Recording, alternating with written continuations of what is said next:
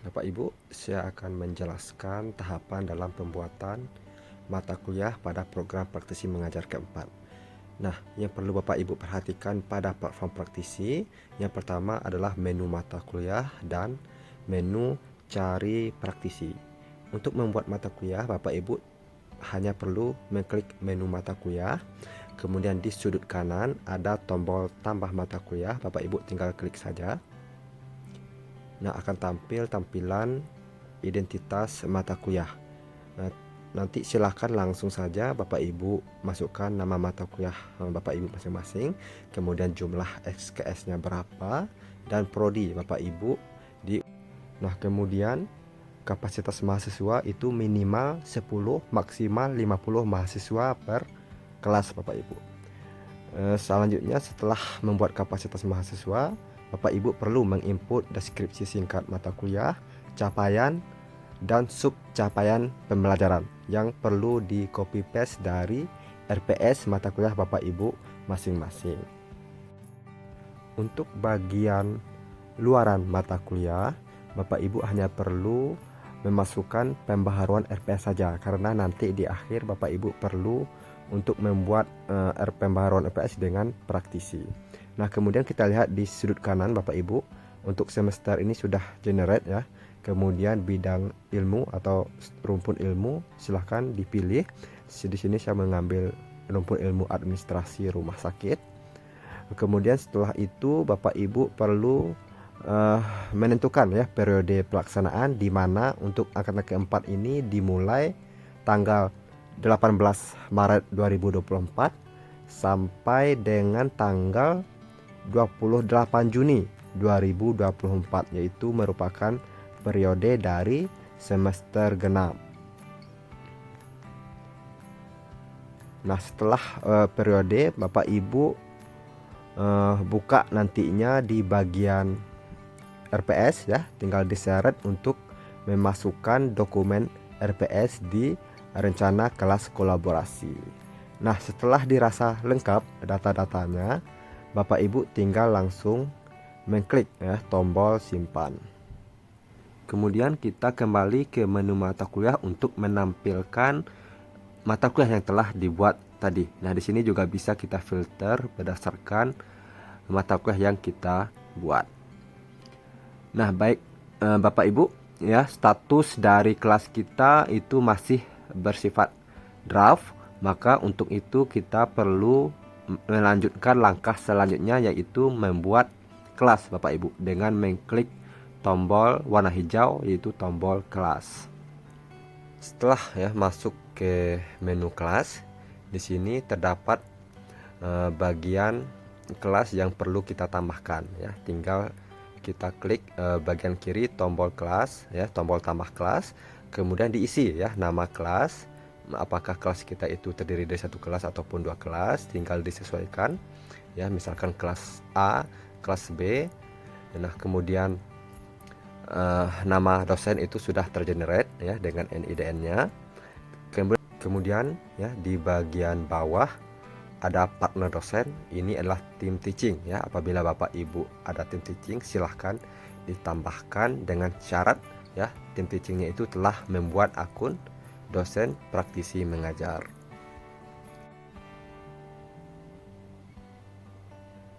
Kemudian untuk jumlah praktisi, saya di sini memilih satu praktisi saja, maka akan langsung tergenerate ya. Total jamnya itu 12 jam. Dengan kapasitas mahasiswa saya memilih 37 orang mahasiswa. Nah, kemudian apabila Bapak Ibu ada dua praktisi, maka nanti total jamnya itu akan berubah menjadi 6 jam per praktisi. Nah, setelah dilengkapi tambah mata kuliah ini, silahkan langsung diklik tombol simpan pada sudut kanan bawah Bapak Ibu. Setelah kelas ditambahkan ya, maka akan muncul kelas pertama Bapak Ibu yang masih ya berstatus draft. Nah, setelah kelas ini dibuat, maka selanjutnya adalah tahap pembuatan rencana pertemuan ya pada tombol pertemuan. Nah, silakan diklik saja pada tombol rencana pertemuan. Nah, di sini ada beberapa item ya berdasarkan kolom masing-masing. Yang pertama itu adalah pertemuan, lama pertemuan, minggu, topik, dan bentuk pertemuan. Kemudian juga ada aksi ya, ini untuk menambahkan pertemuan Bapak Ibu ya, totalnya tergantung dari jumlah SKS ya, 1 2 3 4 5 ataupun 6 pertemuan. Selanjutnya yang pertama kita isi terlebih dahulu pertemuan ke ya. Pertemuan ke ini adalah pertemuan pertama, kedua, ketiga sampai ke-6 ya, sesuai dengan jumlah pertemuan dan kelas Bapak Ibu. Nah, kemudian untuk jam ya, karena di sini saya 3 SKS, di mana total 3 SKS itu kan adalah 2 jam 30 menit. Namun saya ingin praktisi masuk itu hanya 2 jam dan selebihnya saya yang akan memberikan materi. Nah, untuk pertemuan ini tergantung juga dengan kebutuhan perkuliahan Bapak Ibu masing-masing. Tentunya dengan satu kelas itu maksimal 12 jam harus terpenuhi Bapak Ibu. Nah, kemudian kita masuk ke bagian minggu ya. Minggu ini sesuai dengan kapan ya praktisi itu akan masuk sesuai dengan yang ada di RPS, yaitu saya mulai di pertemuan ke-9 sampai pertemuan ke-14 Bapak Ibu. Nah, setelah diisi minggu, kemudian kita lanjut ke baris selanjutnya yaitu topik. Ini tinggal Bapak Ibu copy paste ya berdasarkan minggunya. Di sini saya minggu ke-9, saya copy paste ke platform ya, sama sampai di pertemuan ke-14 nantinya Bapak Ibu. Kemudian kita masuk ya ke tahapan berikutnya yaitu bentuk pertemuan. Nah, bentuk pertemuan ini bisa diisi 1 dan maksimal 2 bentuk ya, sesuai dengan keperluan dalam perkuliahan. Nah, setelah dirasa semua data diisi dengan benar, silahkan langsung saja klik tombol simpan untuk menyelesaikan rencana pertemuan. Nah, kemudian kita kembali ke menu mata kuliah. Setelah itu kita perlu mengganti ya status mata kuliah dari draft menjadi publish dengan mengklik tombol kirim ya, agar praktisi dapat melihat mata kuliah Bapak Ibu dan mereka akan tertarik nantinya untuk berkolaborasi. Ya, jadi silahkan diklik tombol kirim. Nah, silahkan langsung saja diklik kunci data agar status mata kuliah yang awalnya berstatus draft berubah menjadi publish. Tahap selanjutnya kita perlu untuk menambah praktisi dengan mengklik tombol kelas pada menu mata kuliah. Kemudian pada menu kelas kita klik tombol praktisi yang berwarna hijau ya, di mana kelas kita masih berstatus draft. Klik tombol praktisi, kemudian di sudut kiri ada tombol tambah praktisi.